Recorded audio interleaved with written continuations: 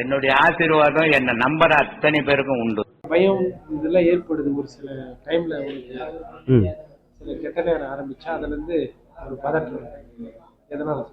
சரி சாமி, இப்ப நல்லா இருக்கிறீங்க. உங்க பாம்பு ஒன்று பண்ண என்ன பண்ணுவீங்க? அதுதான். அதாவது உன் மனசால நீ எதை நினைக்கிறியோ அது உங்களுக்கு வந்து காட்ட போகுது. நீங்க ஒரு சந்தோஷம் பூரி போறோம், அது ஒரு வைப்ரேஷன். ஒன்று பார்த்து பயப்படுறீங்க, அது வைப்ரேஷன். ஒரு பார்த்து அழுகுறீங்க, அது வைப்ரேஷன். அதாவது உடம்புக்குள்ள இத்தனை விதமான ஹார்மோன்ஸ் வந்து எல்லாம் அதுவெல்லாம் பண்ணுது. அந்த எல்லாமே பதட்டம், கோபம் எல்லாமே ஒரு ஒரு அதிர்வு அலைகள் தான். உள்ள எழுறதெல்லாம் அதிர்வு அலைகள், வாய் வழியில் நம்ம வார்த்தையா விடுறோம். அதனால வந்து நீங்க மனசு, அதுதான் குரு சொன்னாரு மனசை சீர் பண்ணு சொன்ன காரணம்னா, நீ மனசை வந்து கரெக்ட் பண்ணிட்டேன்னு வச்சுக்க, மற்ற எதுவுமே ஒன்று பண்ணாது. அதுதான் அகத்தியர் சொன்னாரு, மனமது செம்மையானால் மந்திரமே ஜெயிக்க வேணாம். அந்த மந்திரத்தை படிச்சுதான் மனசே செம்மையாக்க முடியும். மனசை சீர் பண்ணா மந்திரம் ஜெயிச்சுன்னா மந்திரத்துக்கு அவுட், ஒண்ணுமே வேலை இல்லை. அது தைரியமா இருக்கும்போது தெரியல. அதுதான் நீ அது அப்ப வந்து என்ன காரணம், உங்க மனசு வந்து தெளிவா எதை பத்தியும் இல்லாம கூட பிரச்சனை இல்லாம இருக்குது. அதனால தெளிவா இருங்க. எது பயப்படுறீங்க?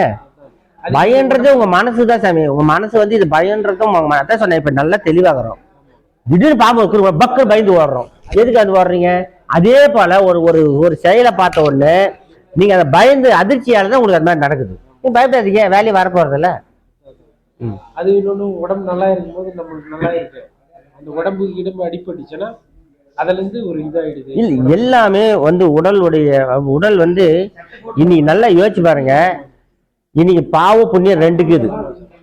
புண்ணியன்றது வந்து நீ புண்ணியம் நிறைய பண்ணியிருந்தீங்கன்னா உங்க மனசு சந்தோஷமா ஹாப்பியா இருந்துச்சு, அந்த புண்ணியம் கழிஞ்சு போயிடும். ஆனா பாவம்ன்றது வந்து அது ரெண்டு வழியில் கழியுது. ஒண்ணு உங்க மனசு ஏதோ ஒரு ரூபத்தை வலிச்சு கழியும், இல்லைன்னா ஏன்னா அடிக்கடி பட்டு கழியும். ஆக மொத்தம் ஏதோ ஒன்று கழியுது, கர்மா கழியுது. நல்ல கர்மாவோ கெட்ட கர்மாவோ, கர்மான்றது ஒண்ணுதான், செயல், வினை, நம்ம செய்யற செயல் தான். அதை வந்து ஏதோ ஒரு ரூபத்தை கழியுது. நீங்க அது உங்க மனசு எப்படி எடுத்து, அது உங்க மனசுக்கு நல்லா பிடிச்ச மாதிரி பண்ணா நல்ல கர்மான்ற, கெட்டு போச்சுன்னா கெட்ட கர்மான்ற. ஆக மொத்தம் எல்லாமே உங்க மனசு எடுத்துக்கிறது தான். அது சரி, போன ஜென்மம் செஞ்சதெல்லாம் அது போன ஜென்மத்தை அவ்வளவு நீ அடுத்த கஷ்டப்பட்டு இருப்ப, அந்த கஷ்டம் நீ அனுபவிக்கணும் இல்ல. அதுதான் சொல்றேன். அதுதான் எங்க குருநாதர் சொல்லுவாரு, போன இந்த ஜென்மத்தை நல்லவன் யாருக்கும் கெட்டதே பண்ணல, போன ஜென்மத்தை நல்லவனான்னு. அதுதான் அனுபவிச்சுக்கிறோம். இப்ப ஒரு ஒரு செயலும் வந்து ஐயோ நான் என்ன பண்ண தெரியல அனுபவிக்கணும், எது செயலி அனுபவிக்கணும் சொல்றாங்கல்ல, இதெல்லாம் அவன் செஞ்ச பாவ புண்ணியங்கள் தான்.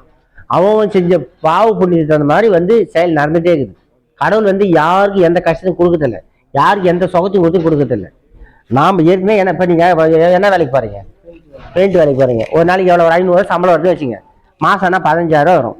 நீ ஒரு 10 நாளைக்கு வேலைக்கு போனா எவ்வளவு வரும்? 5,000 பத்தலன்னு. அப்ப கடவுள் தரல, கடவுள் தரல நீ வேலைக்கு போவது தப்பா? அதே மாதிரிதான் எல்லாமே வந்து ஒவ்வொரு செயலும் வந்து நாம பண்ணிட்டு அடுத்த மேல பழி போட்டுக்கிறோம். பக்கத்துல வந்தோம்னா பக்கத்து மேல பழி போடுறோம்.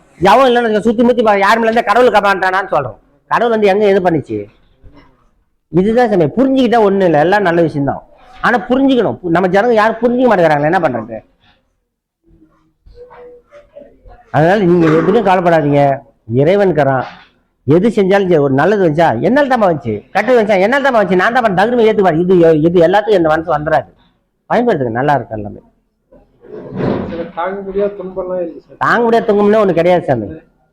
நீங்க உங்க மேல ஒரு துன்பம் வருதுன்னா கடவுள் உங்களால எவ்வளவு சுமக்க முடியும் அந்த தான் கொடுப்பான். நீங்க இப்ப ஒண்ணு இல்ல, ஒரு கஷ்டம் வந்துச்சு, இப்ப தாங்கி வண்டிகளா வரலையா? எப்படி வந்தீங்க? உங்க தாங்க முடியாத கஷ்டம் எப்படி தாங்கி வந்தீங்க? அதே மாதிரிதான் சாமி, தானாவே எல்லாமே நாம தான் சொல்றோம் நம்ம தாங்க முடியாத துன்பம்னு. ஆண்டவன் நம்மள எல்லாம் எதுவும் தாங்க முடியும், அவன் இறைவன் கொடுக்குறான். நம்ம அதை பத்தி கவலையே பட வேணாம். எல்லாம் நம்மளால எல்லாத்தையும் தாங்கி வெளியே வந்துடலாம். அதெல்லாம் சோதனை உங்க மனசு இப்ப இந்த நிமிஷத்துல இருந்து சோதனையே இல்லை, கஷ்டமே இல்லை நினைப்பாரு. எல்லாம் நல்லதாவே நடக்கும். நினைப்பு தான், எல்லாமே நினைப்பு தான். பொழப்பு கருப்பு பழமொழி சொன்னாங்க தெரியுமா? நீ வந்து ஒரு நல்ல ஒரு அப்படி அது பொழப்பு எடுத்து போற தானெல்லாம் வராது. நீ கஷ்டப்பட்டா மட்டும்தான் வரும். உழைக்கணும், உழைக்க காசு சேர டெவலக்கலாம். ஆனா காசே வாழ்க்கைன்னு வாழ முடியாது. ஆமா, அதனால நாம செய்யற செயல் நல்லதாக்கணும். அதெல்லாம் வர பொருளும் நல்லதா இருந்துச்சா நம்மளுக்கு பிரச்சனை இல்லை. கெட்ட வேலை வந்து அனுபவிச்சு தான் தீரணும், ஒண்ணும் பண்ண முடியாது. ஆனா நீங்க உழைக்கிறதுக்கு மேல 500 சம்பளத்துக்கு நீ 5000 சம்பளத்துக்கு ஆசைப்பட்டா 5000 யோகியமா சம்பாதிக்க முடியுமா? அப்ப ஆண்டவன் ஏதோ நோவு கொடுத்து காலி பண்ணிடுவான், பிடிக்குவான். அதுதான் கஷ்டம் வர்றதுன்றது.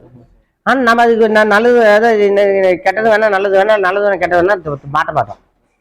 நம்ம கையில தான் இது எல்லாமே. சரி சார், நான் வாங்க.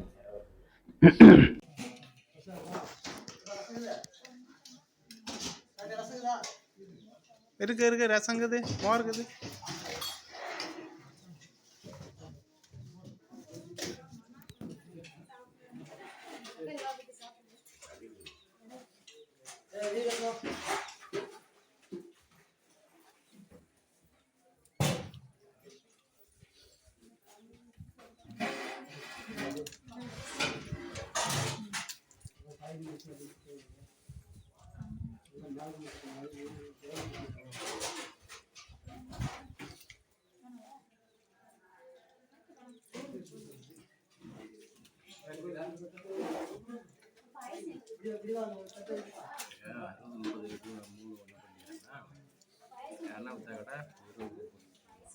அனைவருக்கும் ஆத்ம வணக்கம். ஒவ்வொரு மாதமும் பௌர்ணமி அன்று நமது தர்மபுரி ஆசிரமத்தில் உபதேசம், அன்னதானம் மற்றும் ஆன்மீக வகுப்பு நடைபெறும்.